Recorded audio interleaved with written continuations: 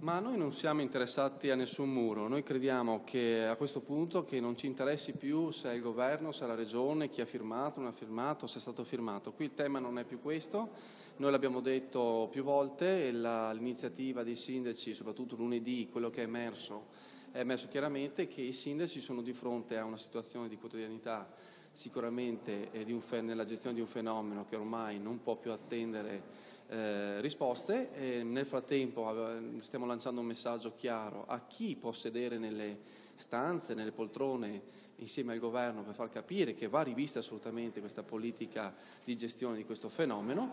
Allo stesso tempo tutti i sindaci si stanno ormai rendendo conto che ogni giorno un territorio nuovo può essere in qualche modo attore o ospitare queste persone. Abbiamo visto ciclicamente, prima Battaglia, Rovolon, Padova, qualche settimana fa parlavamo di Bagnoli, oggi si aggiunge anche Abano e Teolo, quindi di fatto è chiaro ed evidente che queste persone arrivano, ieri ne sono arrivate altre 50, il fenomeno c'è, arriva nelle nostre terre quotidianamente queste persone e se non troviamo noi una modalità di gestione, le scelte verranno fatte calate dall'alto dalla prefettura, quale organo esecutore dello Stato, del governo, come lo è di fatto nei suoi poteri, ma lo è anche come dipendente stesso dello Stato.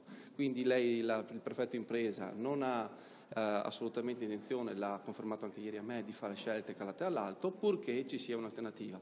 In assenza di un'alternativa è chiaro che ritornerà, credo in modo obbligatorio, a fare scelte calate all'alto per un semplice motivo, che deve comunque eseguire gli ordini che ha da parte dello Stato.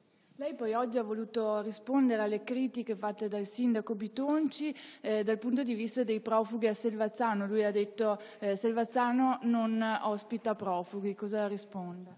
Sinceramente io non ero al corrente che fosse stato il mio collega Massimo Bitonci a mettere in discussione. Io oggi ho voluto dare un'informazione perché durante l'incontro tenuto in provincia lo stesso viceprefetto vicario Aversa ha sottolineato quali erano i comuni che erano già stati interessati, tra cui c'era anche il mio. Quindi non sapevo questo, ma immagino che il sindaco Bitonci, con tutti i problemi che abbiamo noi sindaci, non avesse certo in intenzione o in testa questo. Penso che il sindaco Bitonci sia un altro sindaco che dovrà fare la sua parte insieme a tutti gli altri 103, compreso me, in una gestione di un fenomeno con una regia assolutamente dei sindaci, di tutti i sindaci.